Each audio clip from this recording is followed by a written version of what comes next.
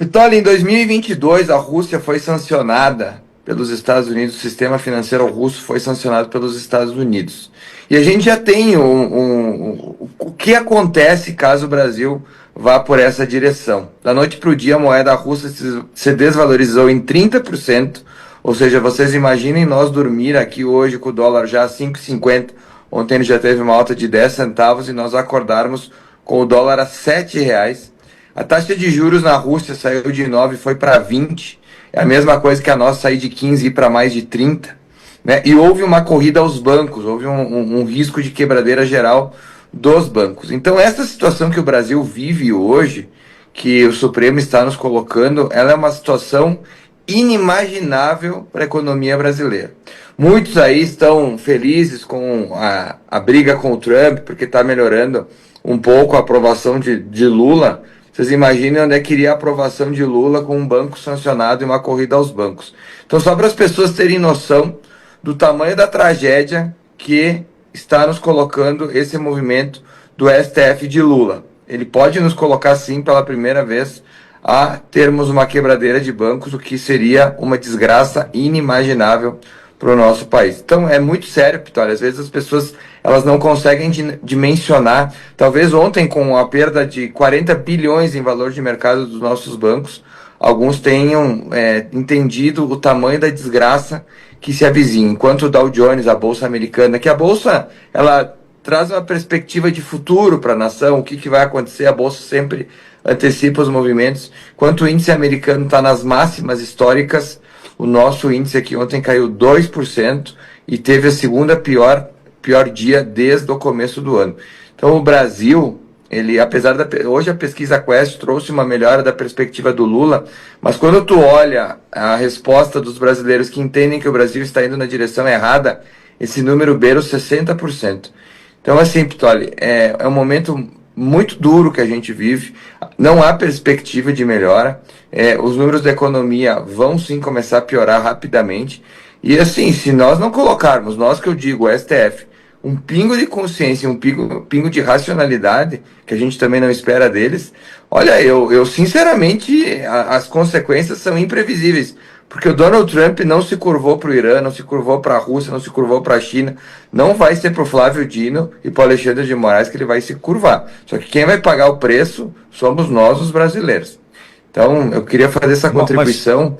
Ô Macron, o duro é saber que quem está contribuindo para esse caos é comunista.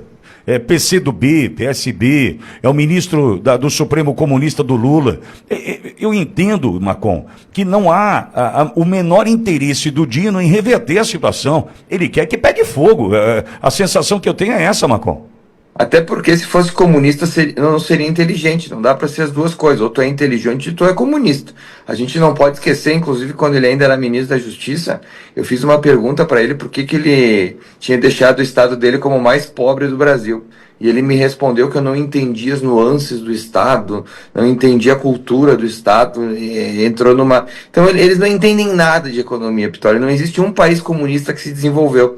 Alguém pode me citar aí algum país com economia comunista que tenha ficado rico?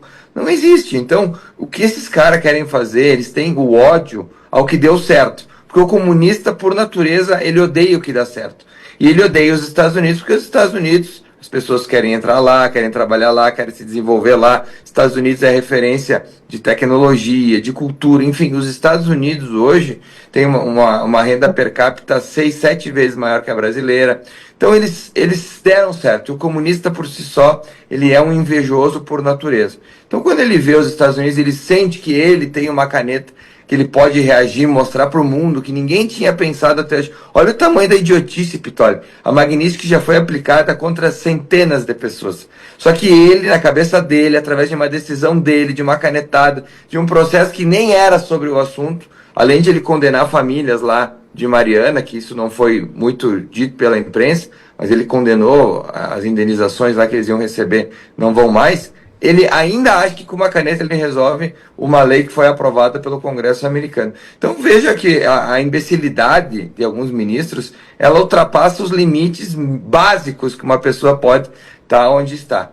Então, assim, é muito preocupante o que a gente vive. Eu, como economista, consigo talvez ter uma mensuração maior do risco que é um banco ser sancionado. Vocês imaginem o risco sistêmico que causaria, por exemplo, o Banco do Brasil ser sancionado. Todas as pessoas teriam medo das suas aplicações nos bancos. Haveria uma corrida aos bancos. Banco, ao contrário do que muitos pensam, o dinheiro não fica lá estocado. Se você tem 5 mil reais no banco, ele não está estocado no cofre. Ele está lá emprestando para alguém, está financiando aí algum empresário, está fazendo alguma coisa. Mas ele não está lá escondido no banco. E uma corrida nos bancos, ela quebra o banco. Então, assim, a magnitude do que ele está fazendo contra o próprio país é muito grande. Claro que no primeiro momento isso afetaria os bancos e depois vai virar uma bola de neve na economia. Então, assim, é bem preocupante. Está na hora de alguns bancos ali sentarem com os ministros, parece até que já sentaram, mas eles não deram bola, e dizer, gente, deu? Parem, pelo amor de Deus, vocês já deram o show de vocês, né? Todo mundo já sabe que vocês querem parecer poderosos, mas deu, passou de todos os limites. E a gente pode ir um pouco à frente aqui, Pitoli. Dia 2 de setembro começa o julgamento de Jair Bolsonaro. Se Bolsonaro for preso, não há dúvidas que os ministros que o condenarem serão sancionados. E isso vai aumentar a pressão para que os próprios ministros façam atitudes imbecis do tipo de obrigar bancos a não ter a questão da Magnitsky implementada contra os nomes deles.